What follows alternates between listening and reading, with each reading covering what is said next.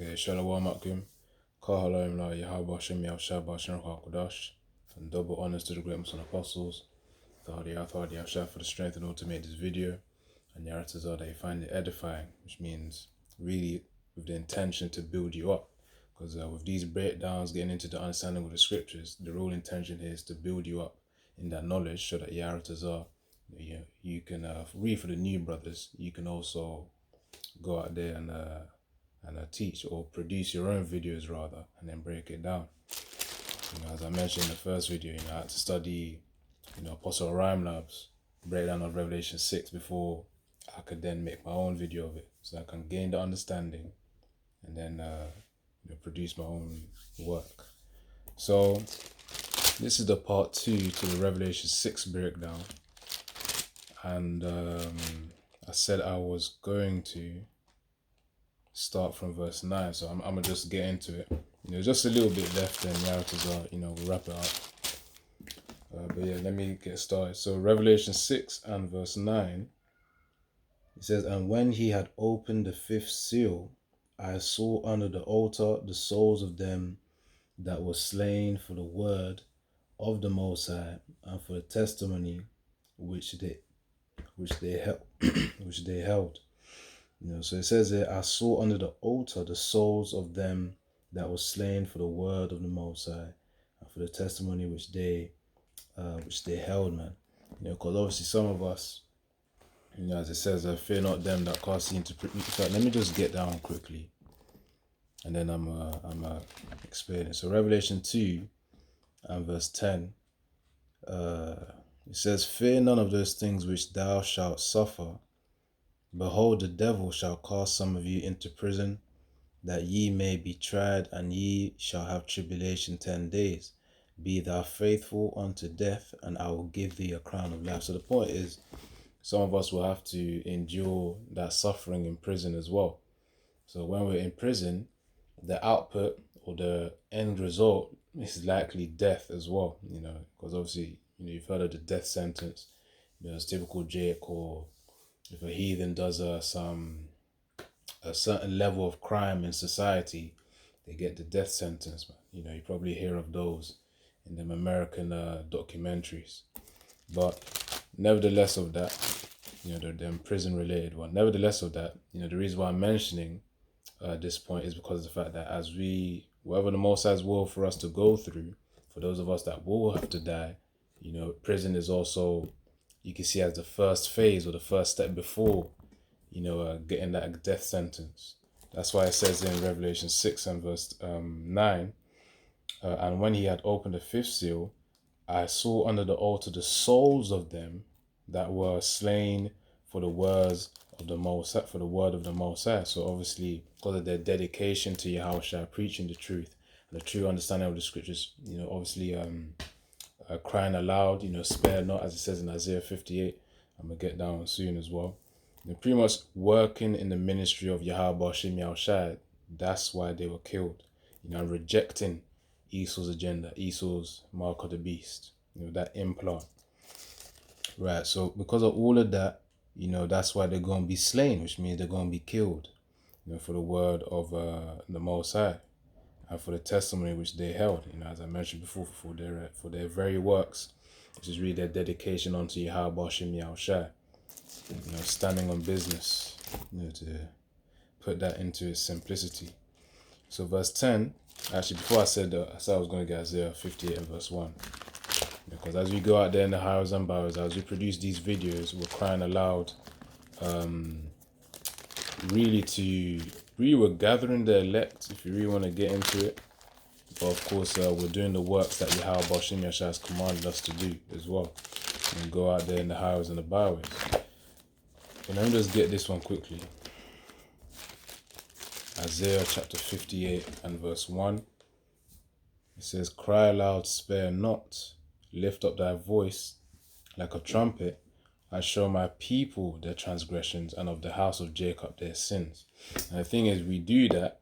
Now, of course, Israelites go by and, they ignore us. Obviously, 2/3, more specifically, those who are wicked of our people. But really, we also do that in hopes really we do that in expectation that Yaratazar will go and get an elect member that's going to hear the word, and then her Hakodash is going to be infused within them, and they'll be able to comprehend what we're saying on a deeper level. And from there, the angel's going to rejoice because of the fact that one has been awakened again. Because remember, there were, not to get too deep, but they were really the first fruits of Yahweh Shem Yahshai, one of the 144,000 spirits of him will be the governing body of the future, but were actually used to create the universe, really. Which Yaras is on the next breakdown will probably be Genesis 1 again. I know it's been done with the Atkin before, but I'm going to do it again because, if you really want to understand something, best way is to either teach it or to apply it somehow. So, anyway, so that's Isaiah 58 and 1.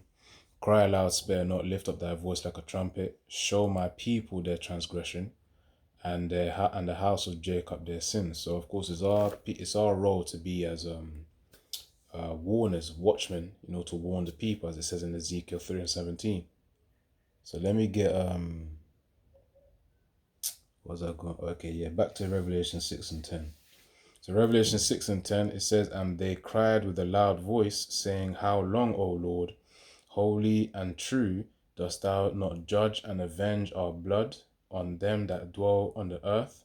You see, so obviously the ones who have already passed away, elect members that have already passed away, and then they're in the heavens, they're going to be pretty much complaining, crying out aloud to Yahweh Shem Yahushua to intervene for the elect members on earth, man. So that's what that means there in Revelation 6 and verse 10. And they cried with a loud voice. So, they have that continual, I was going to say complaining. I mean, yeah, you could say that, but really it's just that yearning for justice, essentially, by Yahweh Shem Yahushua, saying, how long, O Lord, holy and true, dost thou not judge and avenge our blood on them that dwell on the earth? So they're pretty much saying, the Archim, the elect in the heavens, are saying, obviously the ones that have passed away, I had a few this year, and I think some other years back as well. I remember a specific brother over there in GMS in America. But yeah, point being is they're pretty much saying they're yearning for that justice for us, for the elect members on earth. Yahweh Tazar wants more that we are those men.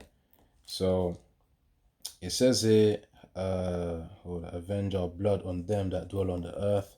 Verse 11, and white robes were given unto every one of them, and it was said unto them that they should rest yet for a little season until their fellow servants, you see, the fellow servants is referring to those on earth right now that haven't passed away yet.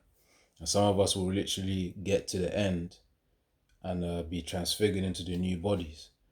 So that's a lot for certain brothers, and then that's another lot for certain brothers is to die for the truth as well. So whichever one that the Most High has ordained, that's what's going to happen to you. But either way, you got to endure to the very end, which is really just enduring to the point of death, to the point of salvation. So yeah, where is it again? Yeah, and the white robes obviously representing purity as well, because after that, when you're transfigured into those new bodies, those new hybrid celestial bodies, the reason why I call them hybrid celestial bodies is because you'll be able to have spiritual power with them, and obviously you're going to be able to do things of which you see in the movies, man, in the Marvel movies, DC movies, as it says in 1 Corinthians, let me just get that one too. 1 Corinthians 15, in the new bodies, because we won't be able to sin anymore, which is really the major factor which caused our weakness and the Most High to also chasten us and discipline us for real. Alright, so this is 1 Corinthians chapter 15 and verse 51. Starting from verse 51, behold, I show you a mystery. We shall not all sleep, but we shall all be changed. And sleep is talking about death here as well, in a metaphorical sense. Because really, even when you sleep, it's like the closest thing to death, really. Some people even die in their sleep. You take that last breath, on the bed. I remember that's ordained by Yahweh Hashem Yashai. That's why we have always push the fear of Yahweh, man, because he's the one who ordains whether okay, this guy's gonna die like this guy's gonna die like that, and so on. But anyways, it says, "But we shall all be changed, and then we're going to be changed into those new bodies." It says in verse 52, "In a moment, in the twinkling of an eye, at the last trump," where it says that's between the so I'm gonna say between the ending of the sixth trumpet and the beginning of the seventh trumpet, that's when that nuclear destruction is gonna happen.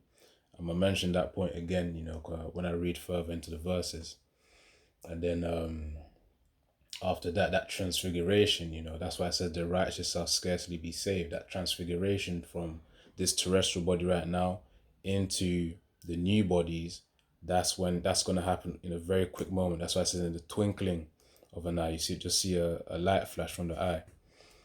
So it says, for the trumpet shall sound and the dead shall be raised incorruptible. So those who have died, they will also get those new bodies too.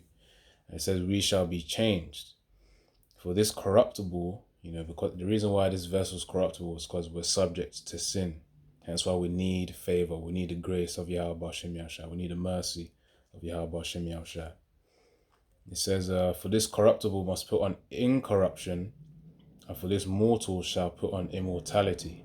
And the only way to achieve that immortality is to be completely righteous, which is when we're performing our duty unto Yahweh Shem Yahshua in perfectness.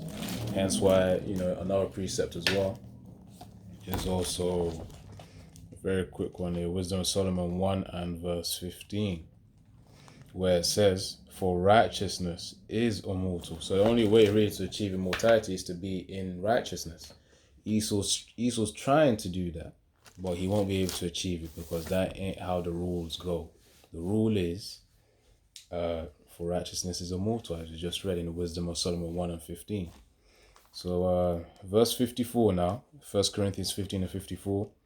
So when this corruptible shall have put on incorruption, and this mortal shall have put on immortality, then shall be brought to pass the saying that is written, death is swallowed up in victory.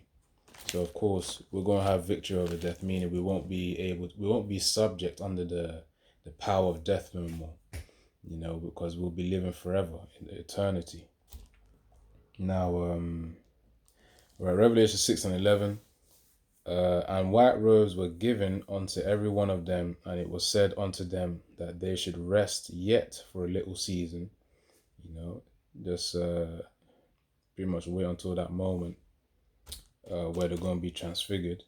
Rest yet for a little season until their fellow servants also and their brethren that should be killed as they were should be fulfilled. So of course, until the elect members have then gone through, pretty much have endured to their very end, which really is just death, or to the point of salvation, man, where they'll be scarcely be saved. So let me get this precept here as well.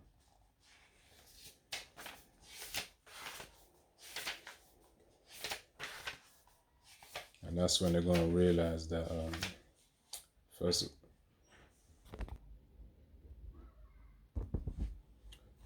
continue on though.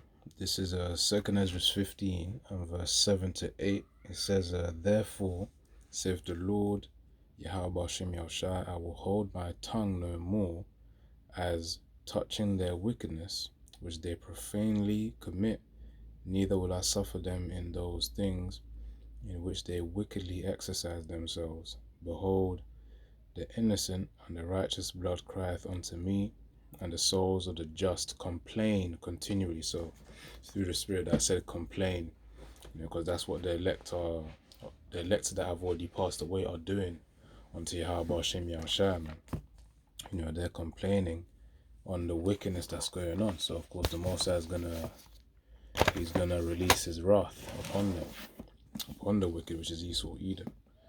Alright, let's get to Revelation 6 again. So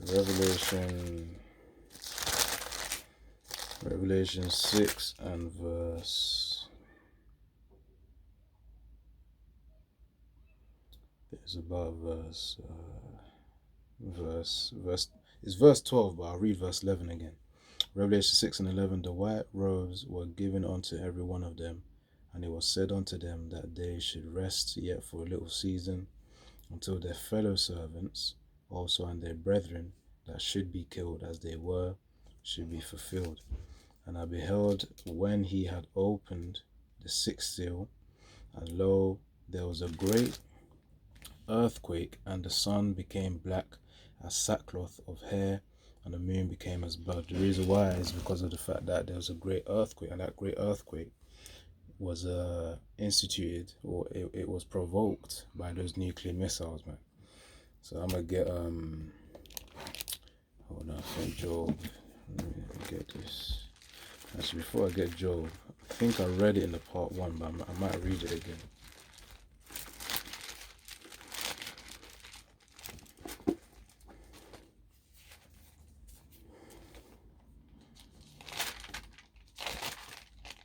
So Romans,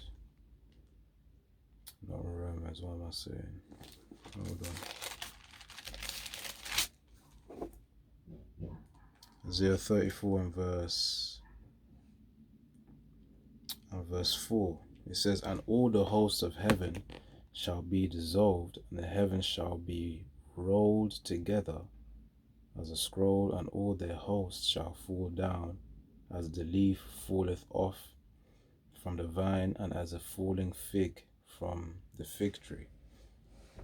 Because that's going to be the result of those nuclear missiles. When each missile lands, really, it's going, well, especially the first ones that land, they'll form a mushroom cloud. You know, if you actually search up a nuclear missile, or even just a missile explosion like the one that happened in Lebanon, I think it was some port from some years ago, maybe 2021, 2022, around then. You know, it was the one where the famous Lebanon marriage was ruined by the explosion. You know, the woman was taking pictures, and there was the explosion in the background, and she was shook. But anyways, the point is, it's going to look like that, a mushroom cloud, man. You know, you can even search up images of nuclear. I was gonna say nuclear missile, but yeah, it could be, but or atomic bomb explosions. Then you're gonna see, really, it looks like a mushroom cloud, which is why it's illustrated verbally as a scroll. You know, because like rolling out a scroll, that's the way it is with a mushroom cloud. All right, let's see.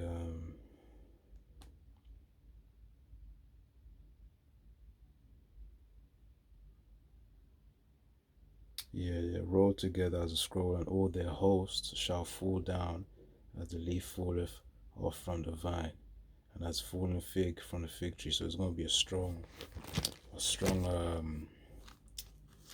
impact. These nuclear missiles are going to be sent from all these other heathen nations onto America, Babylon the Great.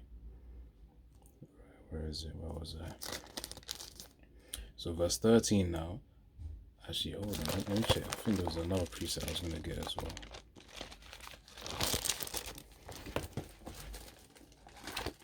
Job 5. So this is Job 5 and 19. He shall deliver thee in 6 troubles, and yea, in 7 there shall no evil touch thee. So when I mentioned before about between the 6th and the 7th trumpet, that's going to be when the nuclear missiles are going to be released, and in that moment as well, the elect are going to be saved in a twinkling of an eye, as I brought out 1 Corinthians 15 from verse 51 onwards. You know, so that's 6th trouble. So 6th trumpet and the 7th trumpet, that's when, we're going to be Yaratazar, of course, that we are those men. We're going to be translated into the kingdom of Yahushua, really transfigured into the new bodies, and then we're going to get into those chariots. So it says, he shall deliver thee, Job 5 and 19, he shall deliver thee in 6 troubles, yea, in 7 there shall no evil touch thee. That's why I said yea, in 7. So in the 7th trumpet, no evil shall touch thee, because we'll already be in the chariots watching that destruction. So in other words, we'll be good, Yaratazah, that we endure to the end. So Revelation 6 right now, and verse 13, and the stars of heaven fell onto the earth, even as a fig tree casteth her untimely figs, and when she is shaken of a mighty wind. So the stars of heaven just represent the idols of man. All of that will be cast away, and destroyed. So idols pertain to people, physical things that people worship. Really, those things of which people put a lot of attention into and not into Yahweh Shem Yashai, those could be likened as idols as well. So yeah, but remember, it can also include people like all these celebrities that are worshipped. Alright, let's see. Verse 14 now. And the heaven departed as a scroll. You see, as we read it already in Isaiah 34:4. And the heaven departed as a scroll. So this is Revelation 6:14 now. And the heaven departed as a scroll when it is rolled together, and every mountain and island were moved out of their places. So that's why there's going to be a great earthquake, because the nuclear missiles hitting the lands will move the tectonic plates. And those tectonic, obviously I'm getting a bit into the detail here, but those tectonic plates will then are pretty much like divisions in the land. They're going to shift around. When they shift, that's what causes earthquakes, and they're going to be shifted because of the impacts of the nuclear missiles. So yeah, verse 14 again, Revelation 6:14. And the heaven departed as a scroll when it is rolled together, and every mountain and island were moved out of their places. See, so tectonic plates shifting. Anyways, verse 15. Hold on. And the kings of the earth and the great men. So Revelation 6:15. And the kings of the earth and the great men and the rich men and the chief captains and the mighty men and every bondman and every freeman hid themselves in dens and in the rocks of the mountains.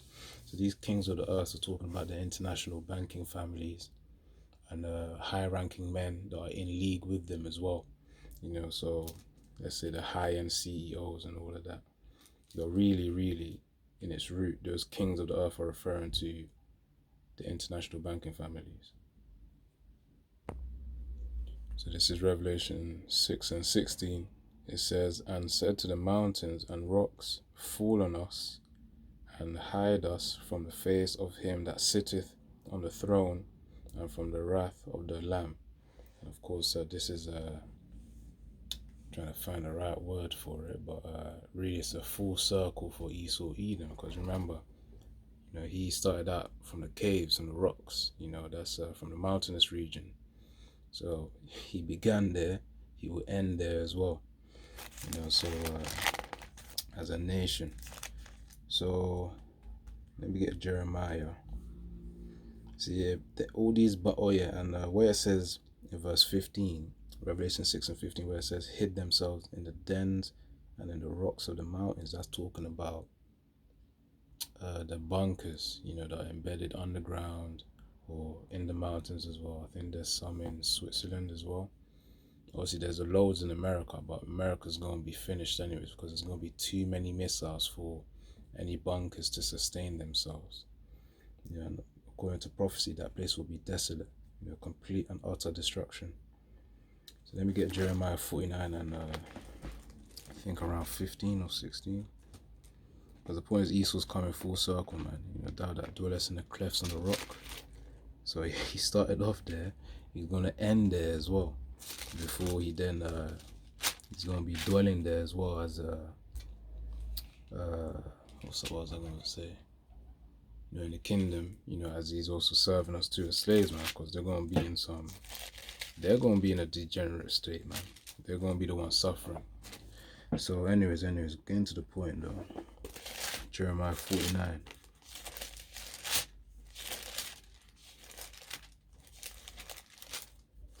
Jeremiah 49 and verse 16, pertaining to Esau Edom.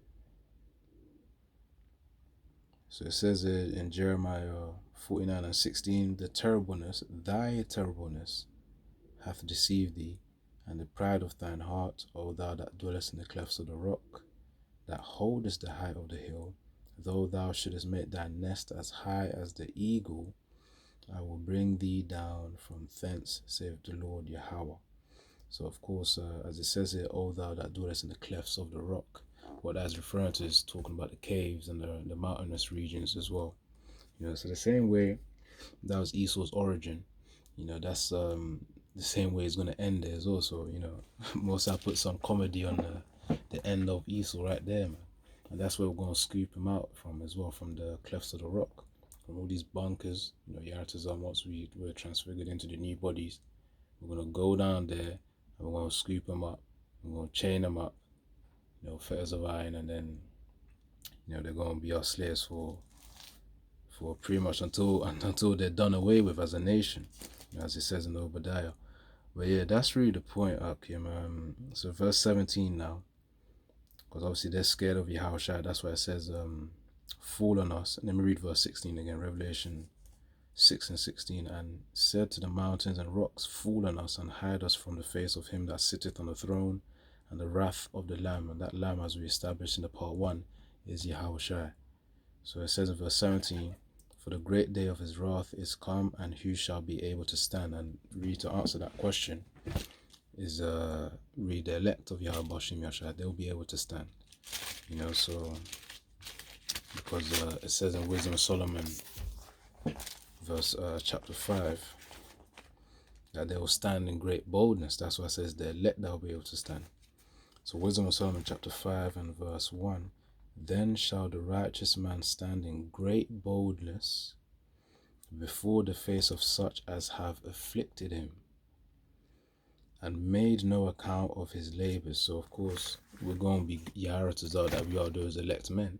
We're going to be good men in that time, and we're going to stand strong and firm. So it says in Revelation 6 and 17, for the great day of his wrath is come, and who shall be able to stand? That's really the point. That's really the point right there. So I think there was also one thing as well. And read, this is how it is. When the elect also go up there, they'll be able to stand firm as well. Because of course they're going to also be in the chariots too. Because that's going to be where the transfiguration happened. When that transition from the mortal to the immortal body will then happen. So Revelation 15 and 1. It says, and I saw another sign in heaven, great and marvelous, 7 angels having the 7 last plagues, for in them is filled up the wrath of the Most High. And I saw as it were a sea of glass, that's reference to the skies, the heavens, mingled with fire, and them that had gotten the victory over the beast, the elect, they got the victory over the beast, and over his image, and over his mark, and over the number of his name, stand on the sea of glass, having the harps of the Most High. So they're going to be celebrating, man. It says in verse 3, and they sing the song of Moses, the servant of the Most High, and the song of the Lamb, saying, great and marvelous are thy works, Lord Yahweh Almighty, the Most High Almighty. Just and true are thy ways, thou King of saints. So the same way Israelites were celebrating in Exodus 15 for their first Exodus, this is going to be the second Exodus. That's why they're going to celebrate again. They're going to be singing, man. So it's going to be a beautiful song in that day as well. So, Yaharatazar, they found this edifying. You've understood what was broken down here in Revelation 6. And, I'll close it out. Yah Bashim Yashab Rakatham. Kahalayim Yah Bashim Yashab Bashim Rakakudash. And double honors to the great Muslim apostles. Shalom.